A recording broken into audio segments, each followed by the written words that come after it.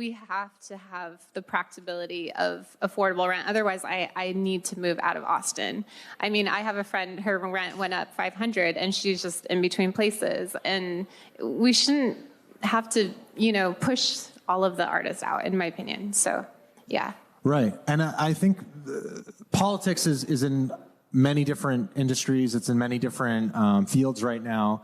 And music is certainly one of them. But all of the politics seems to be focused around what people can and can't say or right. how they use their platform. But it's rarely talked about, like what you're saying, which is, are they even able to live in the place that they want? How are they able to sustain themselves? And how realistic is it to sustain yourself as an artist? And the answer to all of those is never an easy one. Right. And it's never addressed.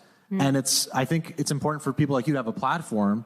Because most people don't know how little money you can make even when you're doing gigs, even when you're opening for Diplo. It's like, yeah, but you're not going to be a multimillionaire doing that. Exactly. And then when you take, like, I have to it's like minus plane ticket. So it's like I'm only getting $200 for that show to open up for Diplo. I mean, it's like people don't understand, like, how little sometimes artists make. But sometimes you can make it. I mean, some artists do make it. I mean, Alice in Wonderland is making $150,000 per DJ gig, but that's not typical for most artists. Would you say with DJs that the sort of Pareto distribution, like the vast majority of the successful ones are just a very few, and then the rest of them, the vast majority are not successful, and they're barely making ends meet, but just a few of them are obviously having the majority of the money. Right.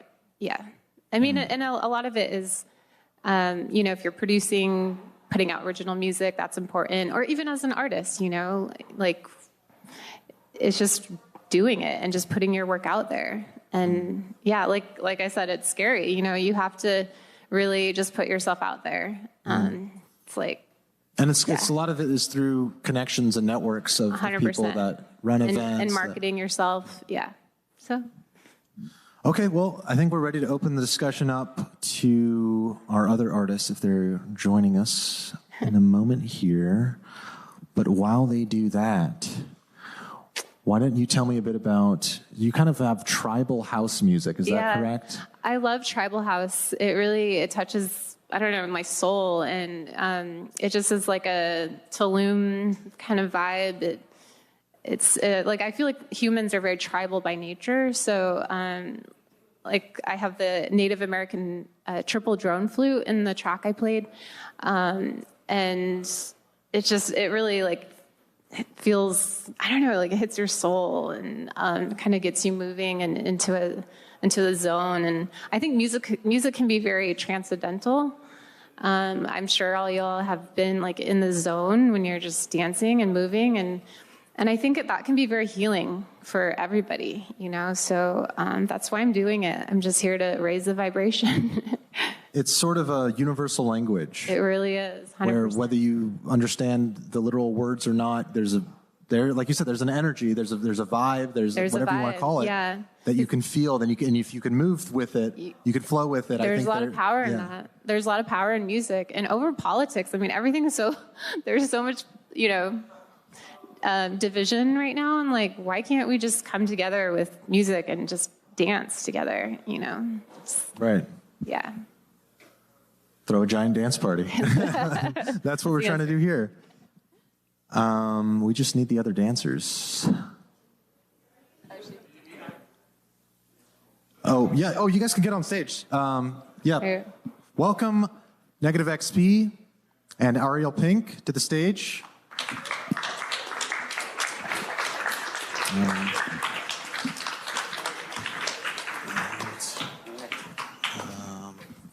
We share this mic? No. No.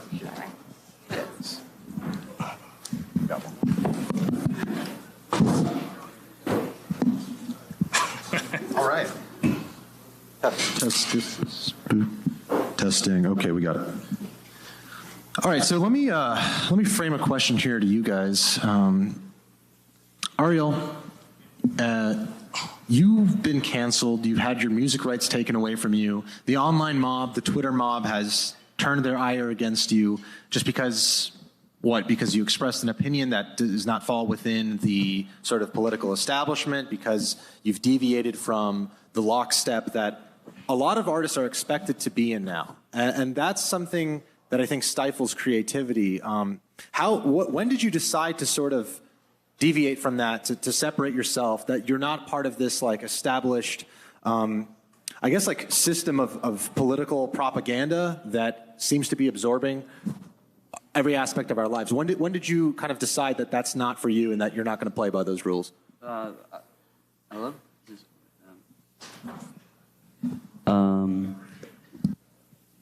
Yeah, I've never even been that way. I mean, I never thought of myself as being even represented politically.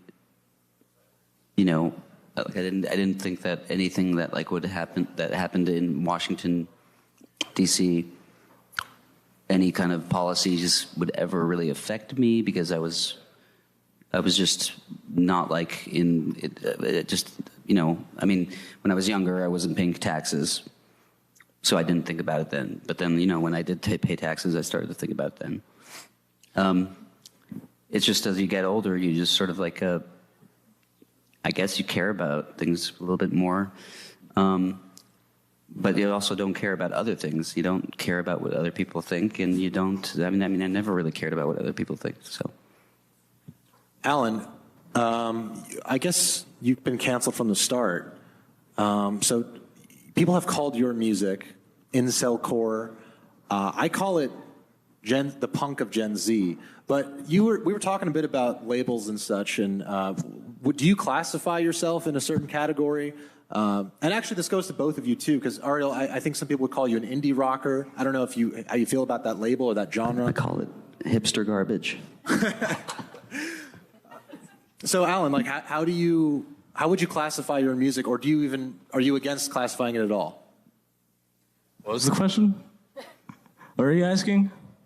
Your music, Brands, labels. You're lo-fi, yes. right? Yeah, lo-fi indie hipster garbage, right? Lo-fi.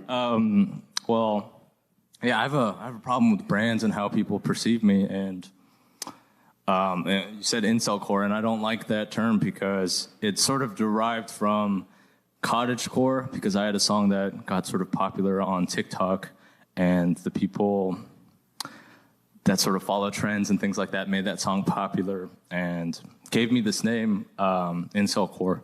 And I don't like that term because they're obviously trying to use it as a slur.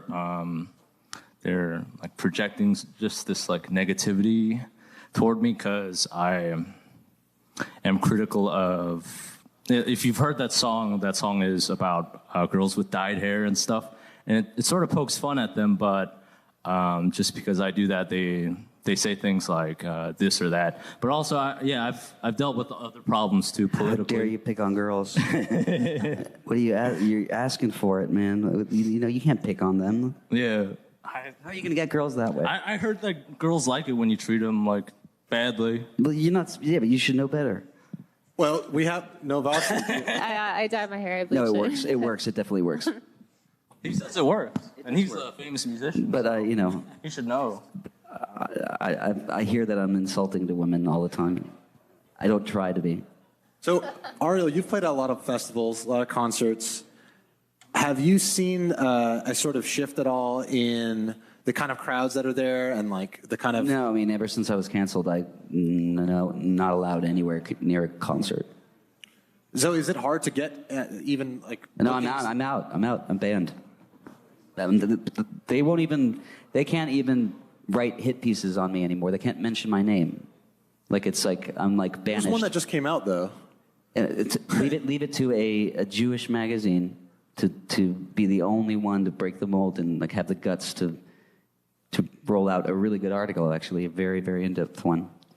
But that's because I'm practically Israel's, like, you know, mascot. Like, I go around the world and I'm the only person that's like, you know, I'm like, don't listen to Roger Waters. You know, like, I mean, like, I'm the only cheerleader for Israel that exists out there. That's the least they could do. Basically, is how I feel about it. Where would you guys like to see, and I want all of your guys' input, where would you guys like to see the culture kind of going with these platforms in this online space that is beneficial to free expression and just like being a genuine artist? Is that something you would like to see happen? Do you have any faith in that happening? How do you feel about the direction that it's going with these platforms? I mean, sorry. Oh, you can go ahead. That's what the internet was made for. I mean, it was designed so that, you know, the government couldn't monopolize and control our expression, so that they couldn't manipulate us. It was made so to give us, you know, to just do more American things, like, you know, sort of like take it into the hands of everybody and basically like democratize it. And that was the whole point. And that's what it should be. And that's what it needs to stay. But of course, it's easier said than done, because you need to have guardrails, right? You need to have some sort of like a policing and make sure that no bad elements get in there and start screwing with the wiring. Because that's what happened. And so now it's a military device that's basically the best manipulation tool that ever existed. So, liberals. Is it just a liberal problem, or is it? Yeah. Okay. Yeah, it's a liberal problem. Because it seems like a technological problem. Yeah, there's not too many Republicans, you know, innovating at MIT or anything like that. Like this. Yeah, and it's steeped into the culture that's creating. It's West Coast strictly. And you grew up, you know, Hollywood artist. You're from LA. I'm West Coast, baby. I'm just totally fucking West Coast. Do you feel like that whole culture has changed quite a bit since? Yeah, it's just it's atrophied. It's completely it's a dump. There's nothing but bad. It's done. That's why everyone's moving to Austin. It's rotten to the core. Anybody that hasn't just, you know, distanced themselves from it. I mean, it's just like kind of like. Yeah, I agree with that. I think all music just sounds the same. And you asked, where should artists go? I think people need to stop making music. They need to stop making art. It's all just the same. It's all derivative of things that have happened already. And people, even my music sounds like things that have already happened. I actually disagree with that, especially with electronic music. You could do so much. I mean, I produce in Ableton, but I mean, just the possibilities are limitless. It's two against ones. Yeah. Right. What do you think? Yeah, no, I think it brings up a really interesting question about the mix of the individual and the art that they make. And so even if there's seemingly derivative music or anything else, the person generating that is substantially different. And people have different answers to how much this should matter. If I forget what year the Chicks, formerly the Dixie Chicks,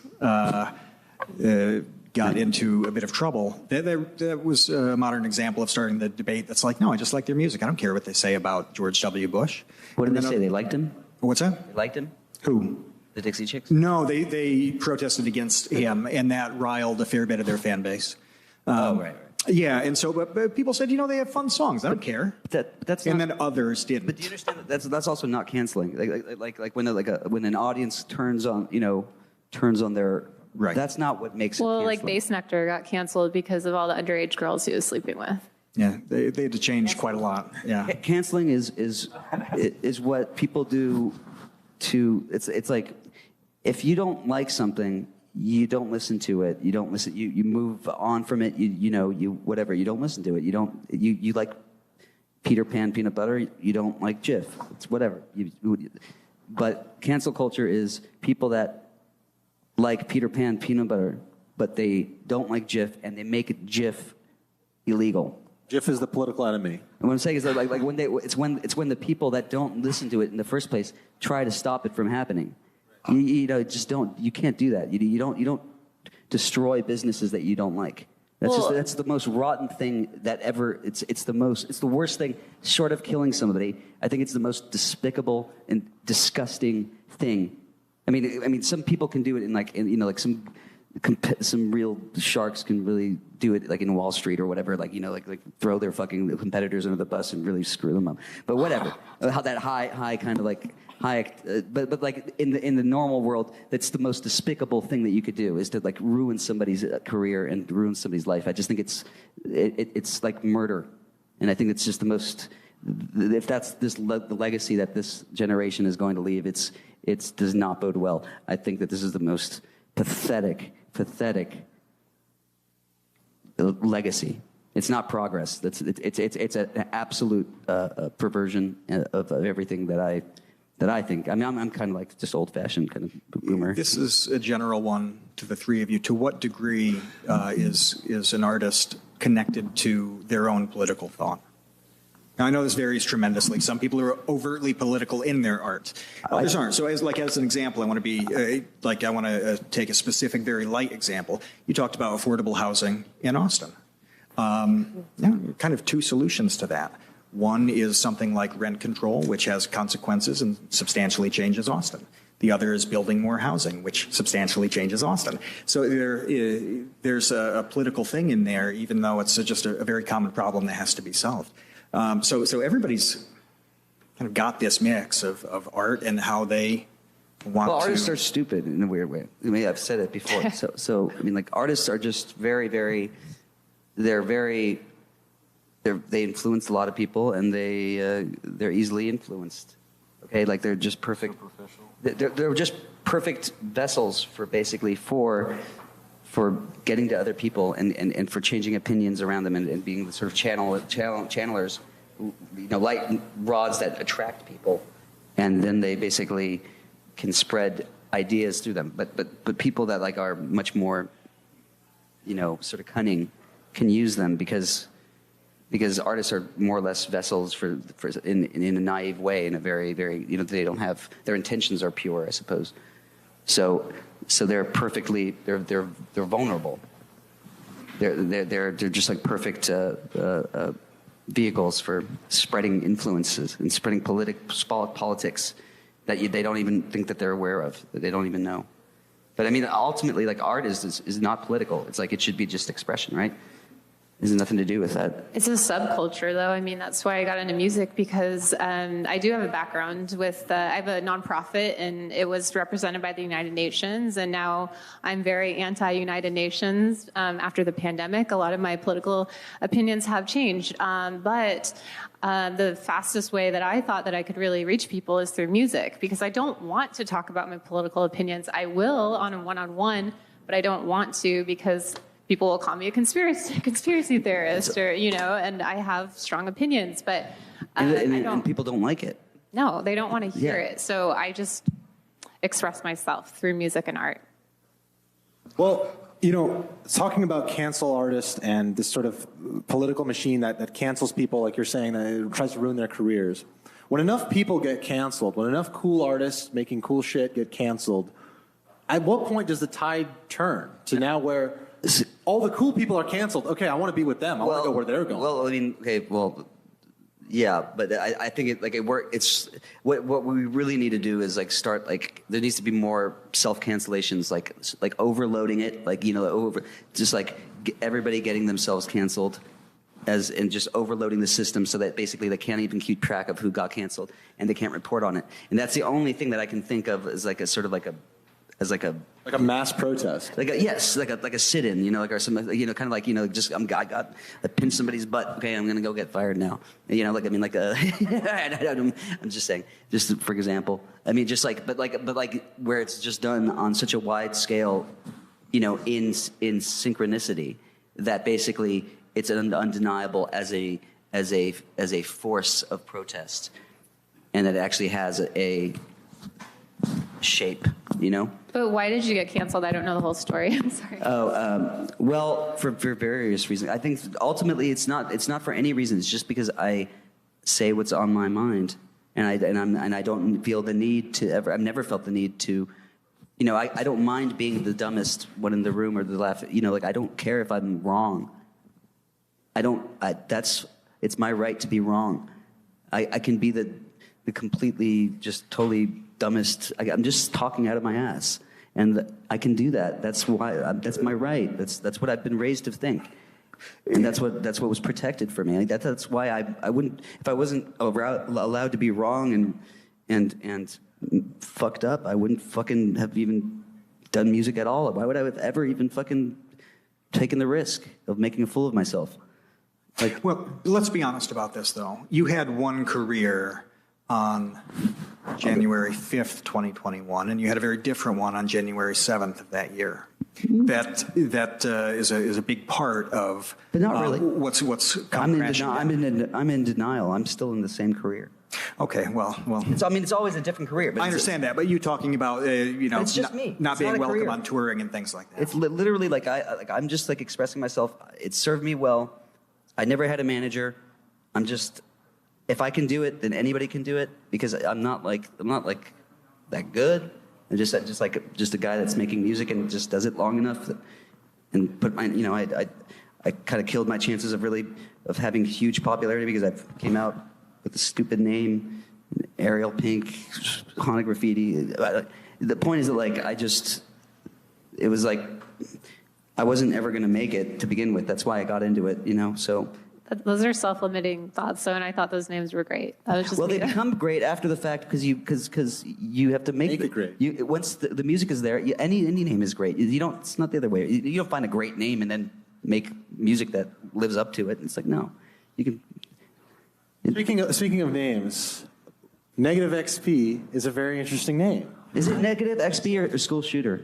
It used to be School Shooter, but and now we're I had to rebrand because people kept bothering me, flagging me, things like that.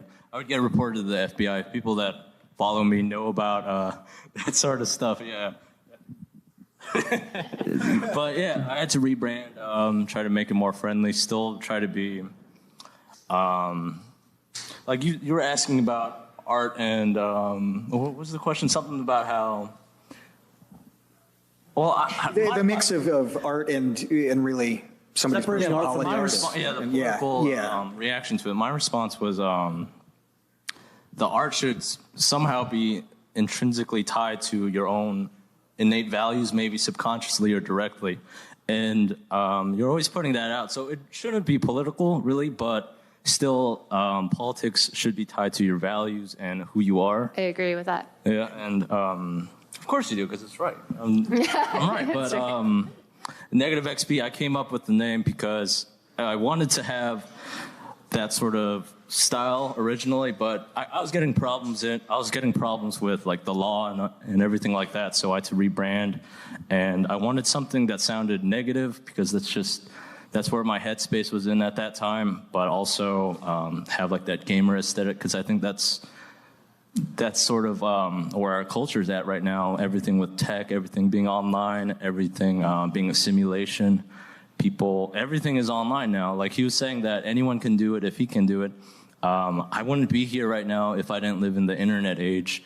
And that's sort of why I don't think there's a need for art or things like that, because you can just express yourself anytime, all the time. And there are negative consequences for that, but there's also positive stuff, because I think if I weren't doing stuff like this, I'd be a really mixed up kid, and I would be like killing stray animals or something in an alley. But that's a joke. I'm just kidding. I love animals. I own lots of cats. You don't hunt them? What? It looks like you kill them for hunting or no. Why would you say that? I don't know, just a wild guess. You probably would just have like a job like anybody else. Yeah, and who wants that? but there is something to expressing something that's maybe dark or unsavory through something as beautiful as music, to something as harmonious as music. You have a lot of your songs speak to internet culture and growing up on the internet. Maybe young men. You have a song called "Internet Friends," talking about you love to talk to your internet friends. The fun never ever ends. Life is an RPG and I fucked up my build. These are songs that speak to people who grew up gaming, maybe men, maybe lonely men, maybe not the most socially successful men. And I think maybe that's part of the people that relate to you, that are your audience. So I want to ask each of you, who do you think you speak to? Ariel, who do you think you speak to? me, right? Like, I mean, like, so just like if there's somebody out there that's anything like me, they might understand or dig what I'm doing, but I'm really doing it for the constellation of greats in my head, you know, like the people that I would aspire to greatness, like, you know, like, I mean, just all of them, like they're all like checking in on me, and they're like it's not good enough, you know. And so I always try to impress them, or try to impress one of them, but it's impossible. Do you feel like you have to separate yourself a little bit from your audience to prevent them from cloud? Because you're saying you're doing it to be authentic. I think as an artist, the goal of an artist, from my perspective, is to completely. You cannot let anybody get in there. So you cannot listen to any of the compliments. It's kind of hard because people give you compliments, encourages you to do it, right? But you can't listen to it. And then you can't listen to the people that hate you, right? So they're out of the question. That pretty much gets rid of everybody. You just can't let anybody tell you what's good about you. You have to always block everybody out. You have to. Your judgment is what got you here. That nobody knows, and anybody that basically is going to tell you, give you advice. You know, oh, you should do this. Those are all scum. And you cannot listen to any criticism. It's not your music. Your art is not meant to be criticized. It's not up for. It's not to be improved upon or anything like that. It's just for you to not be influenced by any outside stuff as much as possible. Of course, you will be influenced by it, but the goal is to keep it to a minimum. Is there an objectivity to art, to what makes an artist great? Is there, or is it all just subjective? I think that's a question that kind of, when you're saying you're not worried about what they think about you, you don't care about what they think about you, because whether they tell you can't, yeah. I mean, whether they tell you not that I don't care. I mean, of course I care, but I'm just saying in principle, it's not good. It's an imperative. Because there's almost an objective measure. Right? The objective measures are what there's no science to making music. I'm sorry. There's just no there's no science to it. There's no scientific formula that will equal what makes things good. Especially when, as a fan of music, somebody that listens to so much music and loves so many different little kind of secret things that I've got my own specific thing that I basically look for in music, that I intentionally have made my thing. That's not something I could read in a book or whatever. I'm not gonna go find the Bible or the encyclopedia of middle America, middle of the road music from the 1980s. Okay, it's not going to be a book that's going to come out. But I can have it in my mind, and I can actually search it out, and I can find a quality that I'm looking for at any given time. I can do the same thing for any time if I want to, and I want to.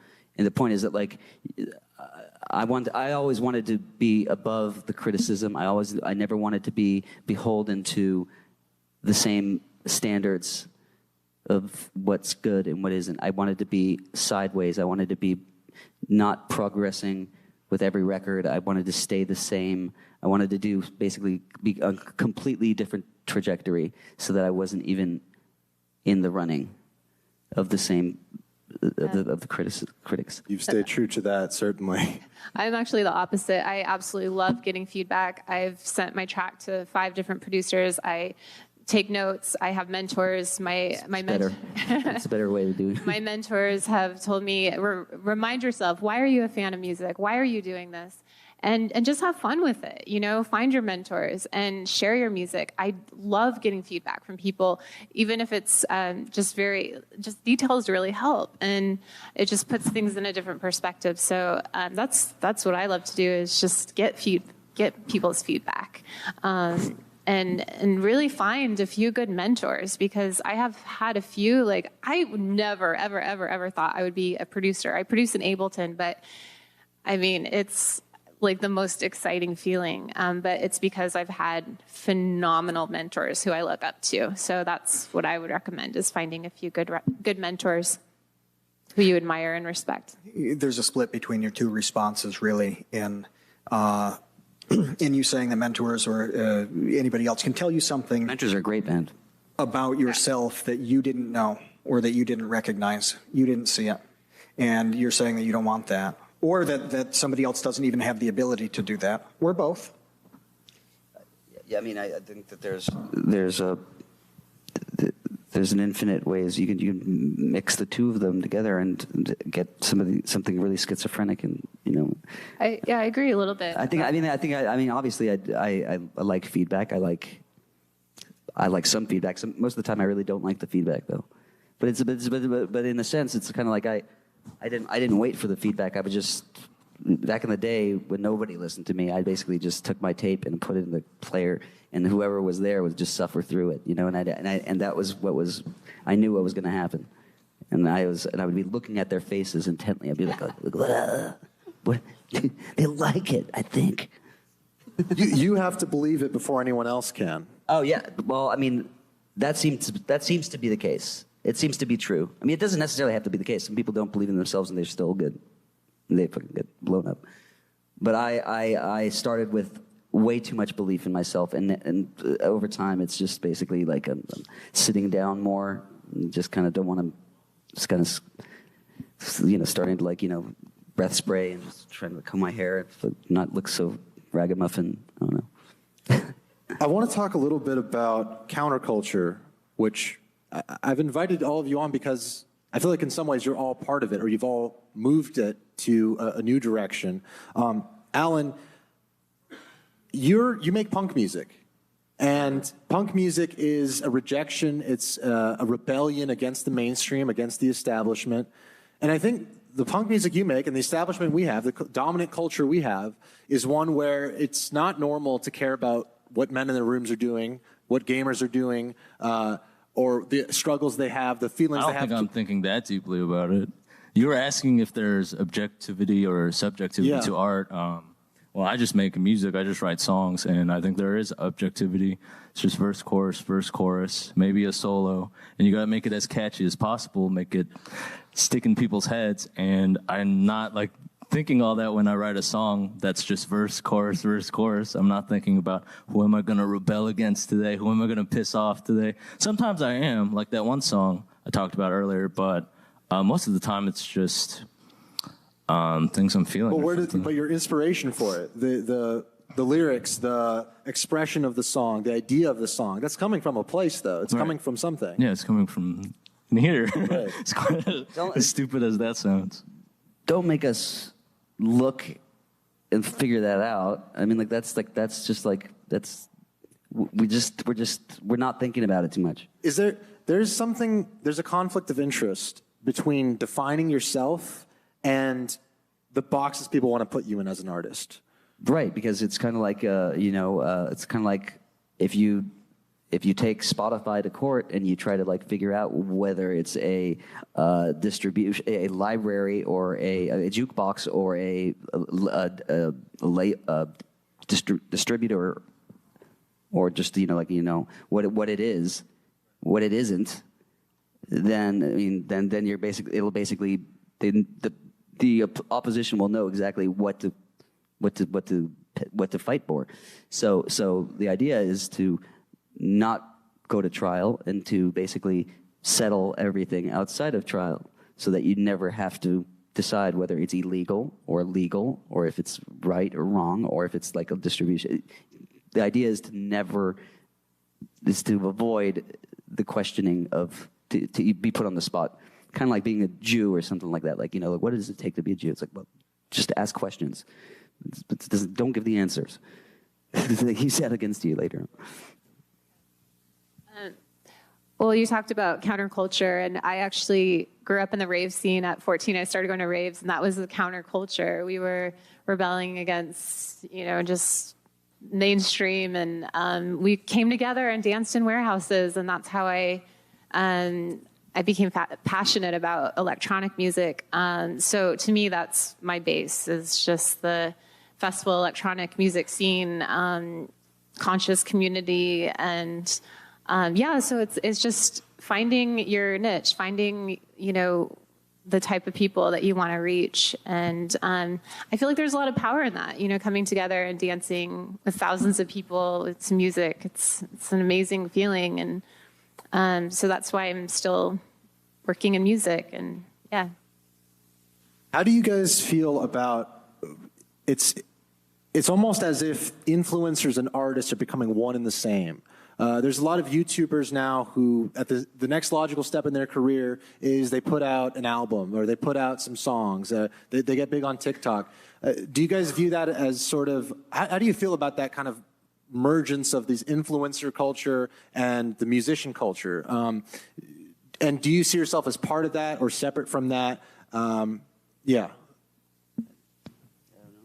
I don't know what an influencer is exactly. Well, your status as an artist is somewhat tied to your social media presence. Not me. Right. I preceded. I came before.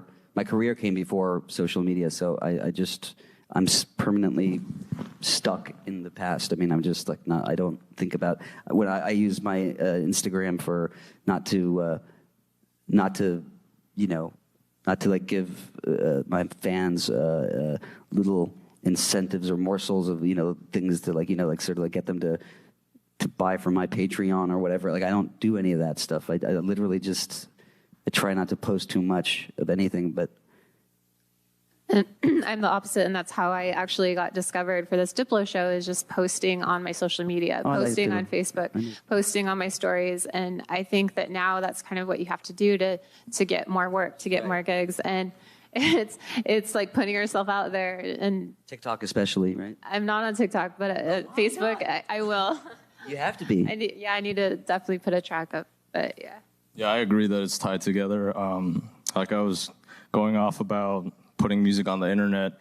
When people get a taste of you, they want more of you. So if you're doing everything yourself, it's not too hard to make a video or do something, put it out there so people just eat it up. They want you, and that is tied together. How if you're doing everything yourself, like doing videos, things like that, you might as well just do it. You can just do it on your phone. Stories are really easy. I tell people just to post stories if you are an artist or musician, because that's how you're going to book work. People will find you, and they want more. So I think the best thing about the medium is just the way that it can actually be for an artist, for somebody that's not just a musician, not just a actor, not just an influencer, not just a painter, just they're an editor. It's the whole thing. They're like miniature. It's a whole. They can be. It's be a whole different type of entertainment. Again, of expression. It's really its own thing, and I think it's we still have yet to see the greats. They're coming out later. And also, just being an influencer, you could also post your political beliefs a little bit, how women should have human rights. Right. So you can use your platform. I think as in this whole online space, and as that becomes a bigger and bigger part of an artist's career, something that's getting phased out might be a good thing for independent artists. Ariel, I know you've never had a manager. Negative XP, you never had a manager. Novasi, I don't know. I'm about to get signed. Okay, you're about to get one. I have had an agent, though. Right, an agent, yeah. But there's layers of almost managerial positions that separate the artist from, I think, from what they really want to do, and it kind of ends up becoming, I've heard of all these stories of how, with TV shows, there'll be the networks deciding what the next season's going to be about. And then with artists, we're going to choose what the next album is going to be like, what the aesthetic is. Do you guys see things heading more towards that indie direction, where you have more say of exactly what you want, how you put it out, and how you market it? Or I think it's just there's if you do it yourself, you're going to falter, and you're going to do it. You're going to falter as many times as you need to, and it's just going to be it's probably not going to help your career in the long run. But you're also your own, whatever strides you make, those are all yours, you know. So you're your best friend and your worst enemy. But it depends on how you approach things, because you can actually do it another way, and there's a manager, and then there's a manager, and the agents that basically like lift you up and basically like, you know, put you into their channels of influence, and it's like a sort of a racket that's basically like, you know, incestuous to some degree, and it comes with like, you know, with a lot more some of the trappings of what you consider to be success, but they come at a price, because your manager is essential to your success, and they make sure that you know that. And you rely on them. So then you're basically like at their mercy, and especially like if you get like if you get a girlfriend all of a sudden or something like that, like it's a real conflict of interest, because then you're basically like you're paying for more stuff, you know, and then like the half of the money that they're taking all of a sudden is like, you know, starts to look like a lot. It starts to look like it becomes very obvious that, like, you know, you don't have enough money. Why don't you have enough money? Well, because he's taking half of the money, and then the girlfriend basically cuts. So any manager worth his salt is going to basically try to jeopardize that relationship and throw a wrench into it. But that's why the only non-conflict. That's why there's so many like aging rock stars that have wives that are their managers, because that is not a conflict of interest. There's very few things that wouldn't be a conflict of interest in that situation. But that one's actually makes sense. The notion that every possible scenario, the notion that every possible management scenario is predatory is it's like just a flat out relationship. bizarre. It is like a relationship, sure. They're married to you. You're they're your wife or whatever. You're their wife or whatever. That's right. And anybody else coming in is going to threaten that. Well, but also maximizing the happiness in that relationship is not maximizing the value for one side. Yeah, and for your side. Yeah, exactly. So a capable, decent manager is hitting that almost Laffer curve, you know, point. So you had to have the girlfriend first, and the wife first. Get a girlfriend that's your manager. And then get the manager. Okay. But it won't happen. Okay. I think now would be a good time to open it up to some questions from the audience for either of them. Yeah, we got a microphone coming over there. Okay. If you could just form a line right here, a little closer down the aisle. Thanks. Okay. I got some questions that I typed. Okay, just one for now. It's good. Well, I have 3 questions. My brother. Okay, so I'm a little nervous. Okay. Okay, well, I think they're good questions. Okay. Do you think anyone can be good at music/art? No. Yes. No. Okay. 2 against 1 again. Yep. Yes. As human beings, we are creators. And Okay, that's why in my track, it just says create. Yes. Yeah, so that's Yes. 50-50. Okay, let me ask the other one, please. Okay. How important do you think practice and experience is to be good at music or art? I think it's actually it's essential that you don't practice too much, and that you. True. You have to practice all the time. No. I think both are true. It's not rocket science. It's good. You just learn an instrument for 2 years. You write some songs, and that's it. It's made for kids. It's like, you know, if you don't know what you're going to do with your life, I would say maybe like learn an instrument, join a band that's about to get signed, and then go and tour, get paid to travel. I mean, that's and then figure it out. You have to put the practice in to get good. Even 2 years. DJing, I practiced like for 2 days. 2 years all the time with an instrument.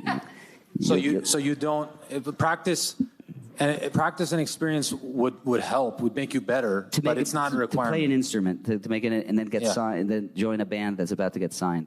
That's how I think of it. Like for singing, it's better to have practice. No, not for singing. For singing, you don't want to even touch music. Really, you just want to be a personality. You want to be yourself. You want to be like you can't be too musical, or else it's not going to be cool. It's not going to be. It's not going to.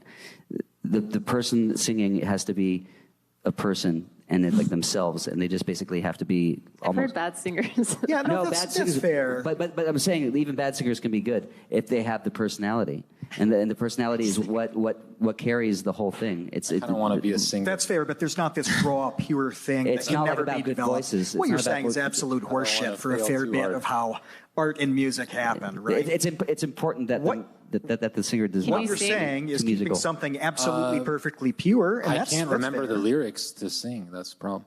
Also, do you like pop music or you don't like it? Okay. No, I want to hear another question. Well, thank you very much. Okay. I want to hear.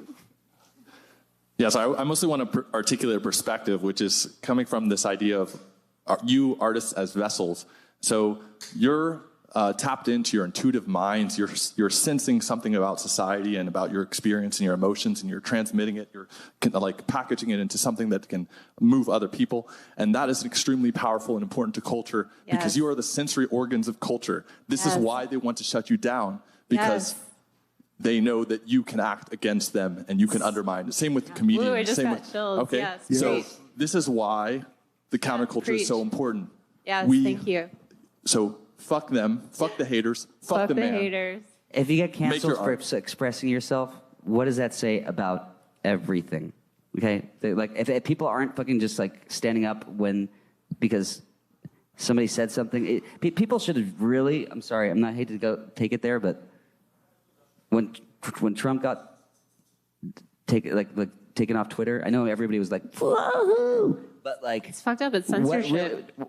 Everybody should have been outraged. Absolutely, because And instead censorship. they were so excited because they hated the guy's guts, and they're like, finally, and that's they missed the mark. They'll be forever just lost in a world of delusion and hate. Now they will never see their ass from the back of their hand. They just, it's a disaster. They should have seen that it was a sign of. But there's all these warning signs where everybody's just standing still and letting it. And then when they got rid of the dislike button on. Oh my God! Yeah. When they That's censorship.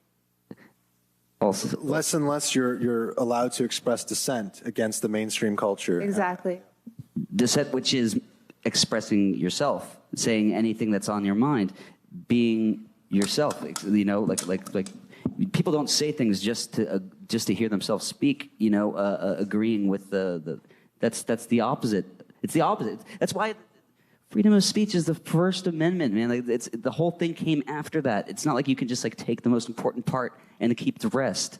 It's like that's it's kind of like what we did with the Bible. It's like we took the God part out, but we kept all the other stuff, like as if like, you know, like we were like smart and we understand what we're saying. It's like, no, you can't kick the most important part out, and then you just make the rest. You keep the rest. It's like you're going to hell, and you're going to hell. What's up, y'all? Hey, what's up? So I just got like two really simple questions. Why do y'all do it? Why do y'all make music? I'll start. I was just bored. I didn't have anything to do. I dropped out of school.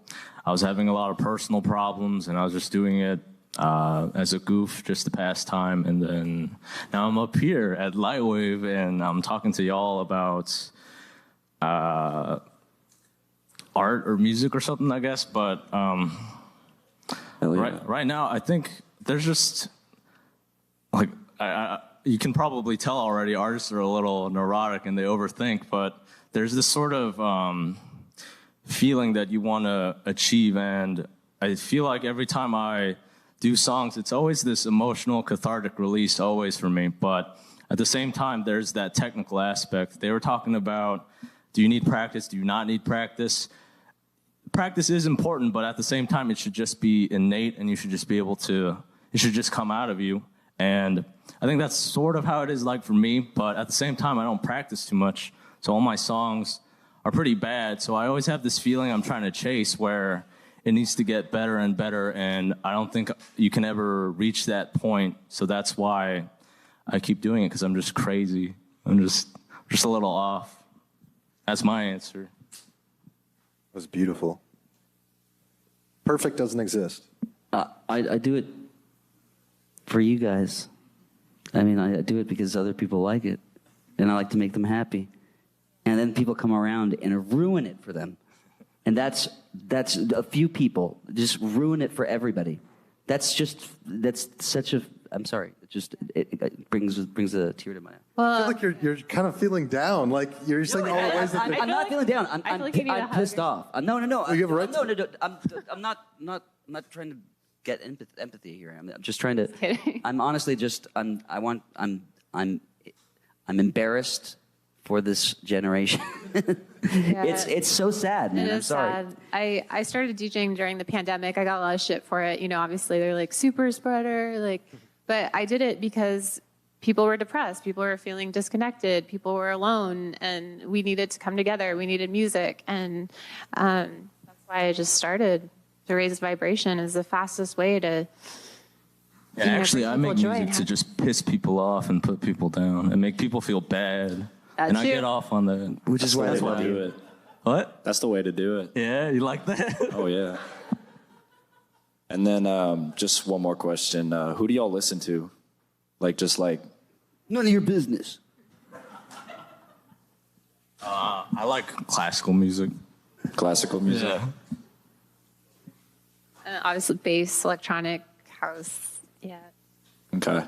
Like no specific artists or anything? It's my secret, man. Why would no? I don't do that anymore because I don't have any friends. They definitely don't deserve it. Who? No, I listen to just like whatever I want to listen to at any given time. I just go on YouTube and I just go looking for whatever I want to listen to. But I listen to things that people play for me all the time, so I just try not to think about it too much. I actually don't listen to music very much. I just listen to podcasts and stuff like that. I think it's better to not listen to music if you make music, because then you'll just be influenced too much and it'll be diluted. I watch movies. That's what I do. I don't. I think when I'm producing music, I listen to like the Soul Brothers. They're amazing. Soul Brothers? The Soul Brothers. They're based out of Mexico. It's a tribal house. They're tribal house, but amazing. Just so talented. And I played one of their tracks, but yeah, just. Hell yeah. Well, thank y'all. Thank you. All right. So to some extent, like talking about all this abstract stuff is kind of like trying to take notes during sex. Like I don't know if you guys feel that way, but like is it ruining the sex? Talking about the music is examining. terrible. Like you were talking about, like you don't want to be too self-reflexive. I don't even want to be here. Respect. I don't. Talking about it is like it's cheapening it. Cool. Of course, Right. I'd rather be doing it. All right, cool. But I'm getting paid for this, at least. Good for you. Yeah. Either way, I came to see you. I think you're cool. Whatever. Yeah. Whatever. I'll be doing this a lot more often, I guess. All right. Look, whatever. It's cool. But all of you guys like. Sorry to ruin sex for you. Sex work is real work. Whatever. We're talking about like all this abstract stuff. Like it seems like you guys have a lot of different methods. But you're all on stage right now. And so whether anyone's been performing or not, I was curious, like, what do you guys think like your body language has been communicating while you've been here? You tell us. You're watching from there. No. I have my thoughts, but I'm curious. She seemed very uncomfortable during a lot of this. Oh, no, I'm not. Yeah, very, very uncomfortable. I'm more of an optimist. Like, I'm a realist. I'm a realist. So, like, I see your perspective. I get it. I'm fully positive. I'm not like that's all you, man. Like you're the one who's getting wigged out. I'm not me, man. I'm like this. This is how I am. Yeah. Either way, you've all been cool. This is my natural state. state. You just look like you want to crawl out of your skin the whole time. I'm just good at raising the cringe factor. I know. That's Yeah. all. Well, I really like honesty with this sort of thing, and it's been a frustrating experience for me because, like Greg mentioned at the very beginning about this really amazing article that was in Tablet magazine that came out on the 15th or so. Sure, I read. And it's a really fantastic kind of look into a mind that's complex, right? The deepest dive into But there were a lot of things that did not match up with that article, right? So like you were saying, why do you make music? Here you're saying, I like to make people happy and, fuck the people who want to stop the people, And in that article, you explicitly said that you really didn't care. Well, I didn't write the article. I say lots of things. The writer, that's why I say them. I say lots of things and only a couple things make it, It's always going to be misrepresented somewhat. Okay, so when you explicitly say that you do the music to get it out of you, like to purge it, now how does that fit with, which is totally valid. I mean, if that's what you need to do, that's what you need to do. But that's very different than saying, I want to construct something that makes as many people happy as possible. So is it, which one is it, or is it both? It's both. Depending on the day, depending on the hour? Well, there's different parts of it. I mean, there's part of it is just like doing something good with your time and constructive and creative that makes you feel good about yourself, okay? Then there's another part of you that's like, okay, I'm doing this because it's therapy and I have to fucking get it out. Sure. Okay? So I'm doing it and I'm going to do it forever because I'm basically always going to be screwed up enough to do it so that I never get better. And I always will continue to do it because if I stop doing it, everybody will be like, no, don't stop doing it. And I'll be like, no, it's cured. I'm fucking fine. I purged it out. If I don't do it, I'm fine. That's a good sign. I'll switch to something else. And then there's another part that's just basically grateful that, you get to do it because you're making other people happy. They tell you that like their brother almost committed suicide and they made it through a crazy drug season. And then you feel like, geez, okay, I'll continue to do it. That's cool. Thank you. Alan, you said you have experience with people. You guys probably all have your own stories of people who've said that listening to your music has changed their life, saved their life. Oh my God, yeah.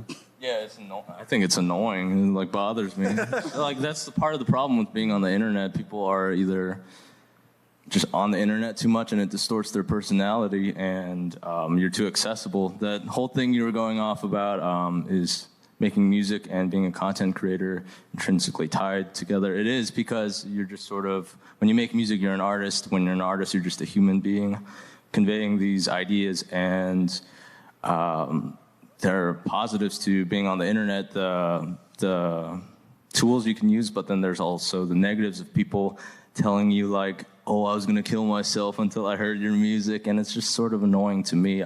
He sounds like you like it, right? No, you don't like it? I like it more now when I get it,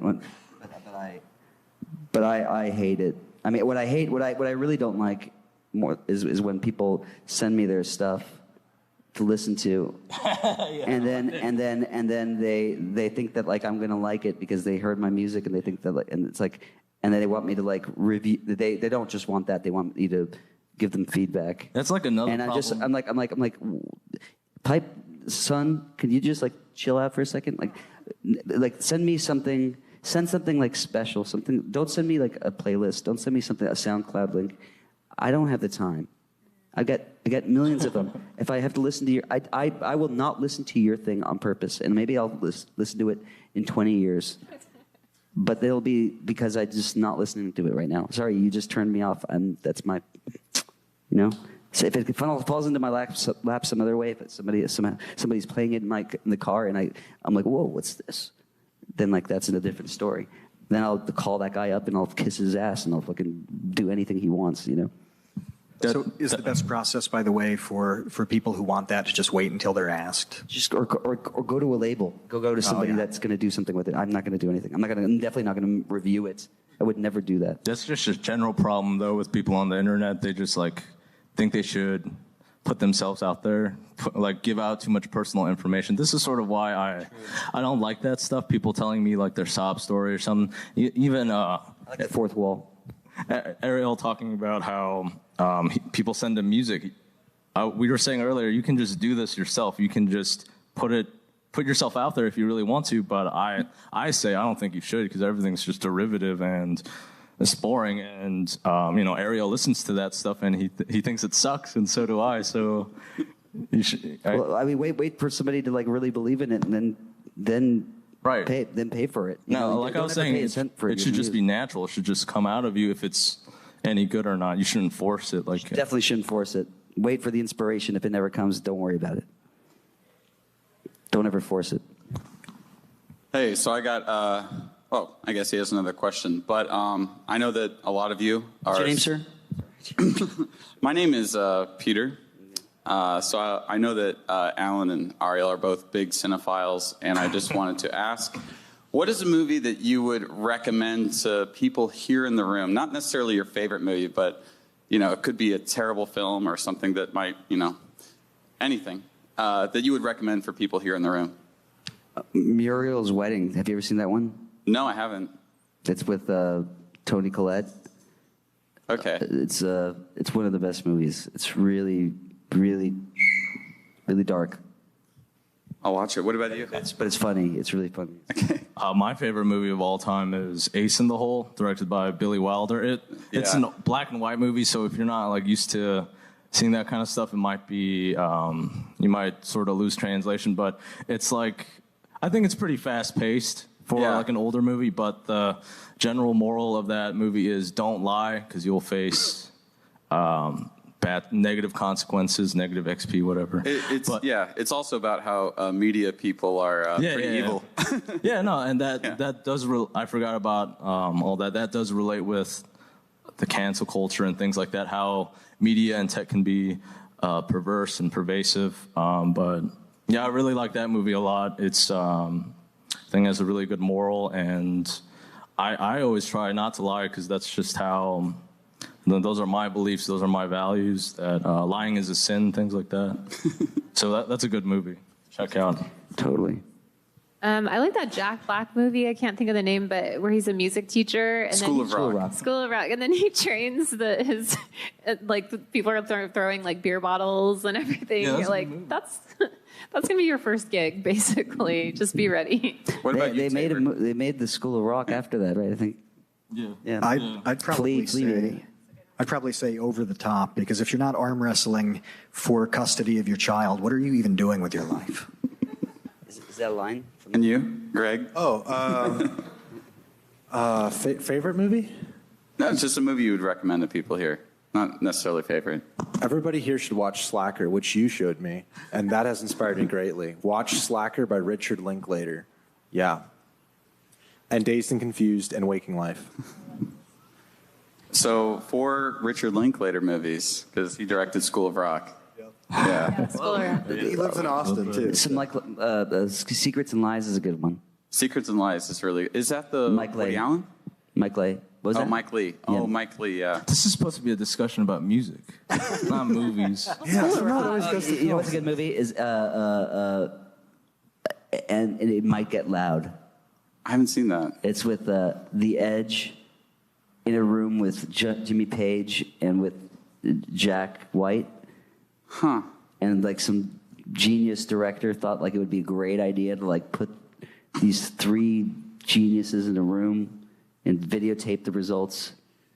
And it's just the fucking It's kind of what we're doing here. It's the worst thing ever. These guys are geniuses. It's just like Jimmy Page the entire time going, and then Jack White's like, so like when you did that, like when and he's just like, and The Edge is just kind of like watching. He's just like doesn't know what he's doing there. That was brilliant.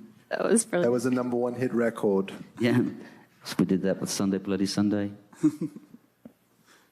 What's your favorite movie? My favorite movie? Or a movie I would recommend to people here? Which one? Both? We're going to have a whole other panel. I'm not on the panel, yeah, but I guess I'd recommend people here to watch Naked by Mike Leigh. Oh, Yeah. you seen that? You've seen that? Yeah, I love it. it's so good. Yeah. It's a lot like this, actually. Yeah.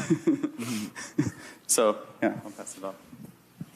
So I just want to present an sort of optimistic alternative to the perspective of art being derivative when it's inspired by other art and other people and whatnot. It's like an alternative is culture is a conversation that we all participate in, and we're all, learning from one another, and we're contributing to the conversation with our own perspectives. And so it's natural that everything is tied to everything else. And so I can credit with Grimes in her interview with Lex Friedman saying basically artists should feel less ownership of their creations because they're all just like a part of this mass conversation that we're having together. I love Grimes.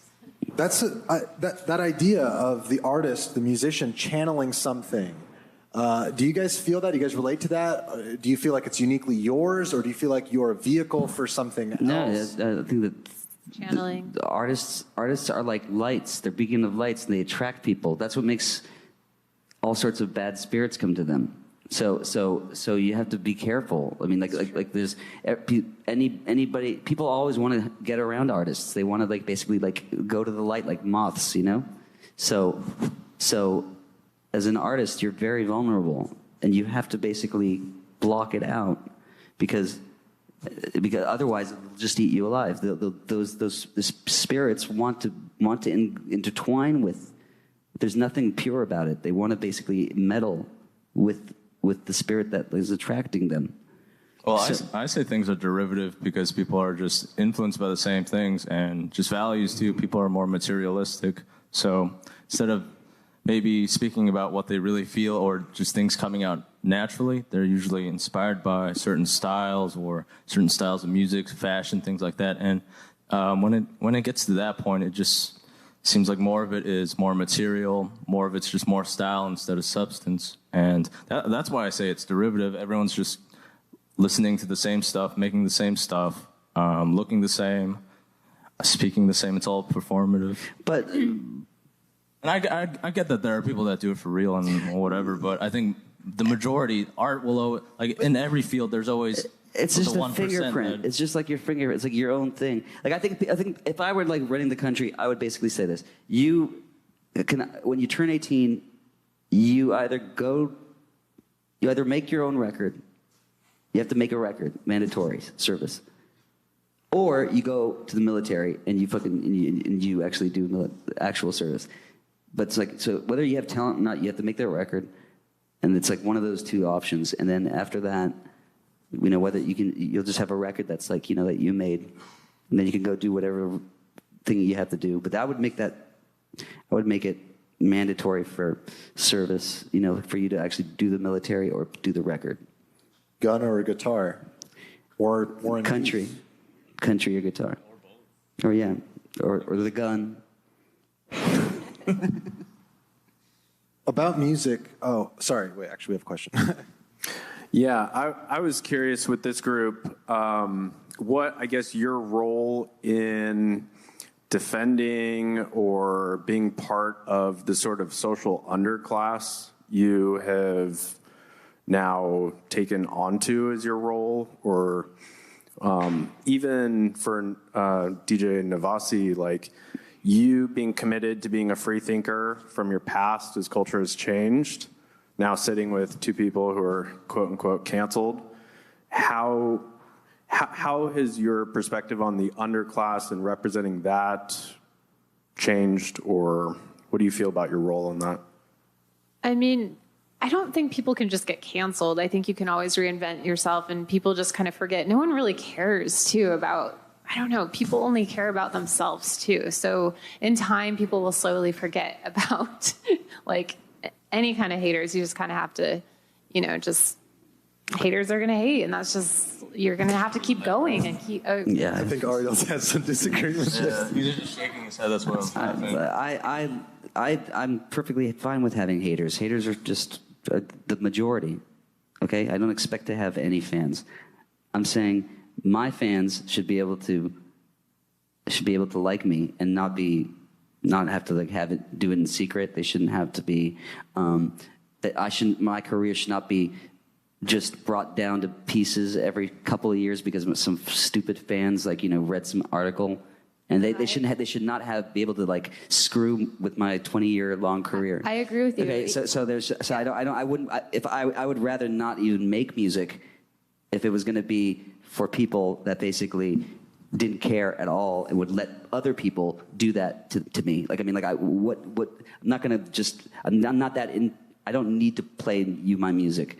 The people have spoken. They don't want my fucking music. They don't want it. So but I think it's unfortunate that the media has attacked you in a way that. Well, I should not make music for a while and then make people suffer a little bit. I like that idea. You don't know what you got until it's gone. And I think you've reached a level of fame that I can just die off now. It's like I've done my mark. No, please make room don't. for other people.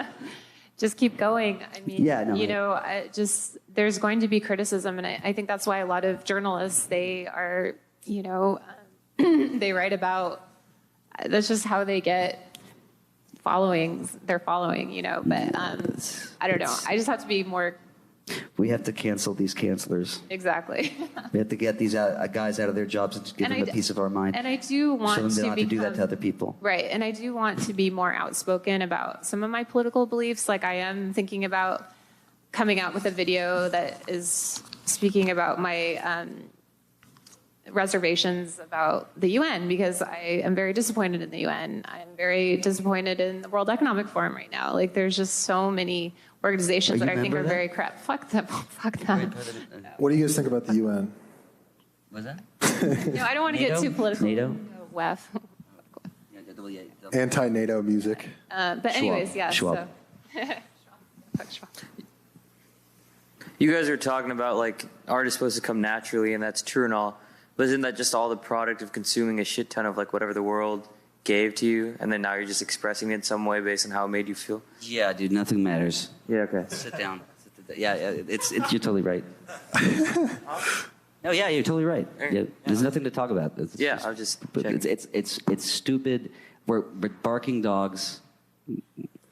How do you feel? We were talking about criticism. How do you feel about music critics? Generally, like, do you think fine. that They don't affect me at all. I mean, like maybe they shine. Some people. I liked Lester Bangs. I used to read his writings a lot. I loved it.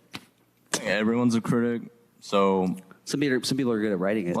Like being canceled or whatever. I think you can get canceled, but the people that sort of follow that mob mentality won't think for themselves anyway.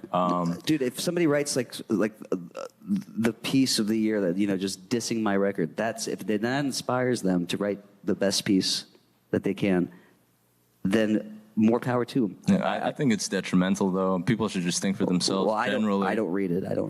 But I have that song that's you pretty be popular. allowed to listen to music if you listen to Anthony Fantano. Yeah, it's sort of criticizing Fantano, and I've heard he's not very fond of that song, but he's done pieces on both of you. I mean, he's reviewed both of your music. But we don't have to call him out specifically. Turned on me. Yeah, you can't listen to. You can't say my name anymore.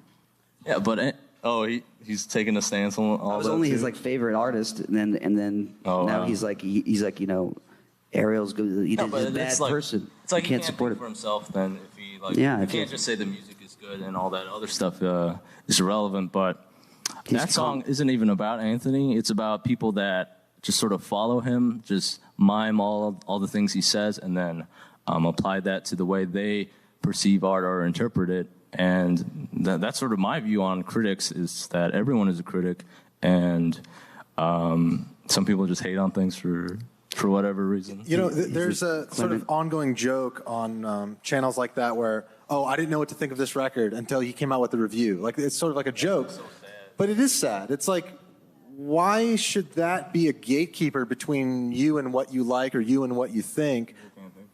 Well, when you got into stuff when you were younger, for instance, you didn't really rely on that stuff. You sort of had a different. That kids sort of have a different. They don't read Pitchfork. It's only what 27-year-old adult children do, who think that they're still young and they still have their finger on the pulse and they're still in the game. No, you're so beyond old that you don't even understand. You're just go to your job. You're not hip. You're too old. You're done. You're wrinkled. You're fucking old. I think it's like a blood memory thing too, just accepting what's socially acceptable to fit in with the. They want to feel young. They want to have the right. But I think that what's great about like the media, they take their cues from the kids, not the other way around. That's the way it used to work. I don't know if that's the case now, but it really might not be the case now, actually. Well, And so if the kids are listening, Gen Z in this case, I would say you're Gen X, right? And I think Gen X and Gen Z are very similar in that Gen X kind of grew up being generally like conceited for seeing a lot of these promises fall through, whether it's political promises or just things break down generally. And I think Gen Z is going through something similar right now, and the artists of Gen Z are expressing this, and Alan is one of them, where there is this sort of disillusionment with all this hierarchy, I guess you could say, of critics, of corporations, of these structures that keep artists and their audiences separate. And I guess what I'm asking is, I feel like there's hope for the future in that. I think there's. I don't know if you feel that way about the Gen Z, but I believe that I actually believe that people have been raised to sort of hate the authority figure they did not have because they needed one when they were younger. They didn't get one. They didn't have one. They didn't respect one. Then they basically go into adulthood, and they basically have to adhere to cops and to other authorities, and they're just like, what is this? I didn't have to fucking deal with this when I was a kid. I'm not going to respect you. Why would I ever do that? And they basically get resentful of the fact that they have to follow an authority that's basically just supposed to be the replacement of your dad or whatever. That's what cops are, and that's what the authorities are. So I believe that our society is built on these very old foundations, and I think it's really, really just reckless of us to basically just think that we can tear them down and that they're going to basically just go away. We're just basically just screwing ourselves over. Whatever we have, whatever we might try and that kind of thing, that's a cool little thing we'll try. But it's the chances of it just being sort of like a little blip are pretty high. How do you feel about Gen Z? Do you play it? Or do they go to any of the events you go to? You see younger crowds. Do you feel there's a sense of optimism? Absolutely. Yeah, I think they're tapped in, definitely. They're starting to see the truth, too. They're like, we see it, so I have hope. I think there's two sides to it. Things are just getting more extreme, so I think there's hope, and then there's also this despair element to it where kids are being more sexualized, they're being more, they're getting addicted to drugs at an earlier age, all that stuff. Things are just progressing really fast, and they're very influenced by media and tech, things like that. Whatever is popular, they'll really cling on to. But that's such an extreme, but also to the other end of it, I think this is more of a minority, how there are people that see the perverse nature of all this stuff, and it's like a minority, I think, but light always shines in the dark. So even though there is all this nasty stuff happening, especially with the youth, kids are getting crazier, media is getting crazier, like songs and art and things like that. Because people always criticize me for what I do or whatever, but there isn't a standard in music anymore. Because if you look at rap music or even pop songs, it's all just sex, or even rap songs are about sex trafficking, human trafficking, killing people, things like that. And that's fine. That's normal. No one criticizes that. But then they attack me for, and that's a different, I'm going off topic here, but it seems overwhelming. But then, like I said, light always shines in the darkness, and there will always be hope for the future. You should always be positive, even though you will hang on. You sort of get distracted by all the negativity. We need to maintain our individuality and independent, individualism needs to be preserved. It's at risk of being stamped out. Everything is being streamlined into one medium. It's easy for them to basically just sort of conform to the hive mind culture. Right? Everything just, like everything's being mediated through we're listening to the music through the same medium that we're playing it on. I mean, that we're watching everything. Everything's mediated through the same vessel. It's all just in this one thing. And we used to do things in different ways. We used to play instruments. We used to do but all that stuff that we're doing now is just setting us up for a Bluetooth apocalypse. They want to basically like get everything in one place so that they can basically turn it off. And we need to stop making life online for sure. Like life is not online. Fuck the tech world. Actually, just that's my tech fucking speech. Fuck tech. Just like seriously, like if you can get off of it. Absolutely. Do you guys think that there will be? Do you think there will be like a splintered off civilization where like some people will be on these tech platforms, some people will be like in the woods or something? Yeah, but I mean, I think that like they're gonna hunt down the ones in the woods, and they're gonna make sure that they're chattel. They can't exist. Which side? So you're gonna go to the woods or? Yeah, I'm gonna go. I'm gonna dig a hole and I'm gonna go underground. I think everybody's gonna go to Mars, right? I mean, no, I'm going to Mars. We got a lot right here, dude. Just got to go underground.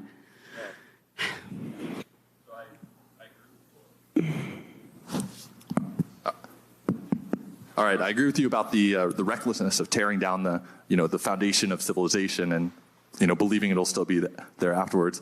I'm curious if you'll comment on the sort of meme warfare that's been going on over the past few years. You had first woke, of like, oh, I'm inspired, I'm woke. Then based, oh, I'm not going to produce the collapse of civilization. And then and Lindy is another kind of concept. So these which one? Lindy.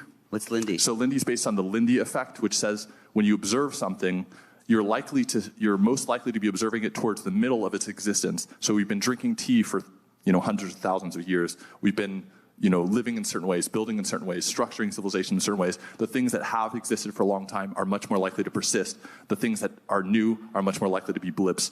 This is a statistical observation. The creatures of habit, yeah.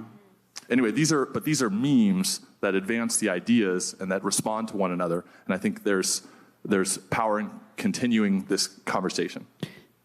Yeah, just continuing the conversation, and I think continuing through music would be beautiful. Finding that light in the darkness. I'm just glad I'm not in a Zoom conference right now. That's all. That's right. This is a start. That we're not all in a Zoom meeting. Well, thank you guys for being on this panel. I really appreciate it. Thank you so much. Take care.